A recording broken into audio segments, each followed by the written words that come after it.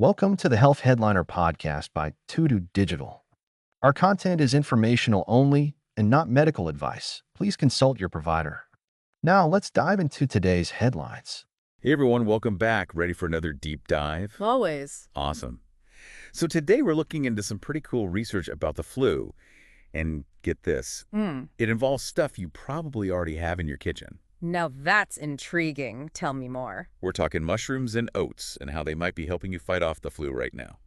Really? How so? Well, it all comes from a recent article in Medical Xpress about a study published in Nature Immunology. Oh, I saw that one. It had some really interesting findings. For sure, and that's what we're diving into today. Sounds good. What's the angle here? Well, what caught my eye was how this research focuses on something called disease tolerance. Right. It's a different approach than typical antiviral strategies. Totally. So for those of us who might not be familiar with disease tolerance, what does that actually mean? Well, think of it this way. Okay. Instead of trying to completely destroy the virus, disease tolerance is kind of like bolstering your defenses. Ah, I see. So it's more about minimizing the damage the virus can do, even if it manages to infect you. Exactly. It's about helping your body weather the storm, so to speak. That's a great analogy. And the real star of this study is a component called Beta-Glucan.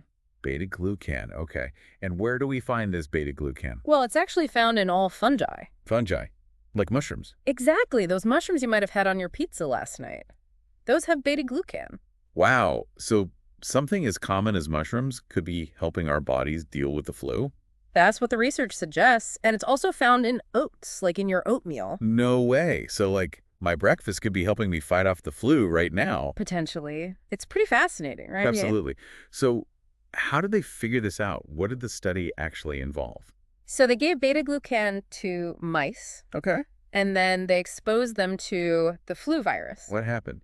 Did the Beta-Glucan make a difference? Oh, yeah. The results were actually pretty amazing. Right. The mice that got the Beta-Glucan, they had much less lung damage. Interesting. And their lung function was better overall. Plus, they were less likely to get really sick or die from the flu. Wow, that's significant. So how's this Beta-Glucan actually working? Like, what's happening at the cellular level? That's where it gets even more interesting. Okay, I'm all ears.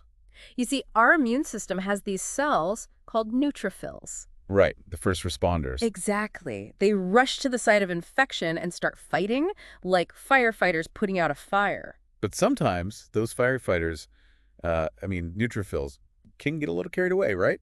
That's a great point, and it's a key point the researchers highlight. Oh. Sometimes that inflammatory response, those neutrophils going into overdrive, it can actually cause more damage than the virus itself. So it's like the firefighters are putting out the fire, but they're also like flooding the house in the process. Precisely, and that's where Beta-Glucan seems to step in. Okay, so what does it do? It appears to reprogram those neutrophils. Reprogram, what do you mean? Well, instead of triggering a massive inflammatory response, the neutrophils become more focused on protecting the lungs. Oh, interesting. And they concentrate on repairing any damage that's already been done. So instead of just attacking, they're also helping to clean up the mess, so to speak. Exactly. It's like they've been given a new set of instructions. Don't just fight the fire, help rebuild afterwards, too. So it's shifting their focus from attack to like a more balanced approach of defense and repair. Right. And this all ties back to that concept of disease tolerance. Oh, I see.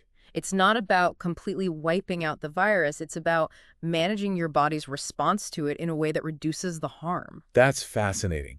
So this Beta-Glucan seems like it could be a pretty big deal. It definitely has potential. Now, I have a question. Shoot. If Beta-Glucan is found naturally in fungi, and some fungi live in our gut, as part of the microbiome, could the types of fungi we have actually be influencing how our bodies handle the flu? That is a fantastic question, and it's something the researchers are actively exploring. Yes, they're suggesting that the levels and types of fungi in your gut, and therefore the amount of beta-glucan present, could actually play a role in how your immune system responds to infections. Wow, hold on. You're saying that what's living in my gut could be affecting how well I fight off the flu. That's the idea. That's pretty mind-blowing. It is, isn't it? And it opens up a whole new avenue of research into how we can potentially manipulate our microbiome to boost our immune defenses. Okay, now that is a fascinating thought. So where does this research go from here? What are the next steps?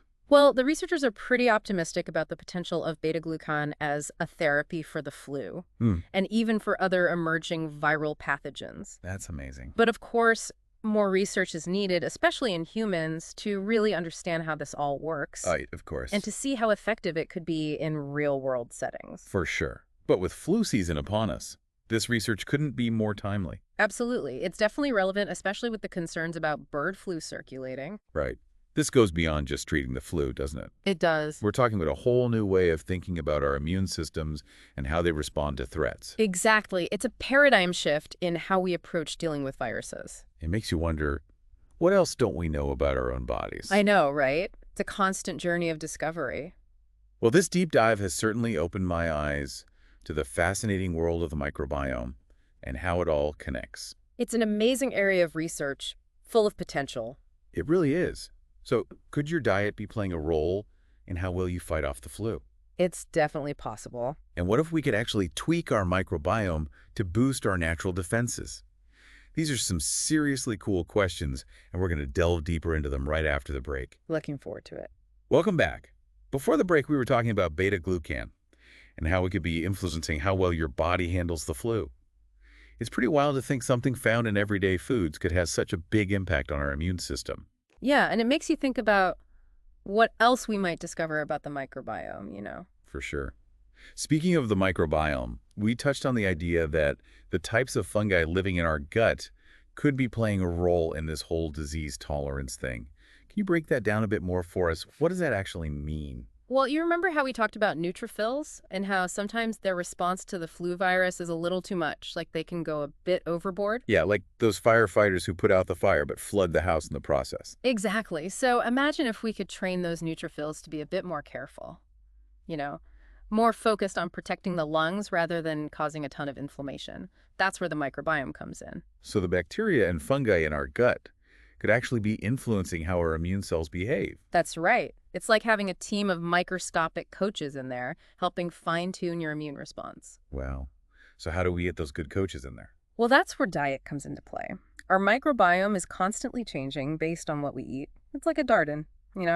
What you plant is what you get. So we can eat our way to better flu protection. It's not quite that simple, but there is growing evidence that our diet plays a huge role in shaping our microbiome. And that, of course, could influence how our immune system responds to things like the flu virus. Interesting. So what kind of foods are we talking about here? Well, foods that are rich in prebiotics are super important. Prebiotics are basically food for the good bacteria in our gut. And some of them might also be good for the fungi that produce beta-glucan. Well, okay, so things like fermented foods, fiber-rich fruits and veggies, whole grains, that kind of stuff. Exactly. All those are great examples of prebiotic-rich foods. They help create a really healthy microbiome. That's so cool. It's amazing how something as simple as changing what we eat can have such a big impact on our health. It really shows how powerful food can be. It's like medicine. Who knows? Maybe someday we'll be able to create personalized diets based on our specific microbiomes to boost our disease tolerance to all kinds of infections. Personalized diets based on our microbiomes. Yeah. That's pretty futuristic. But this research on beta-glucan and the microbiome is still pretty new, right? Oh, yeah, we're really just scratching the surface here. There's still so much we need to learn about how diet, our microbiome, and our immune system all interact. That makes sense. But it's exciting to think about the possibilities. This research could totally change how we prevent and treat infections in the future. Absolutely. And it all starts with appreciating those trillions of tiny organisms that call our bodies home. Well, this deep dive has definitely opened my eyes to the fascinating world of the microbiome. But before we get too carried away with all that, let's talk about something a bit more specific. The bird flu.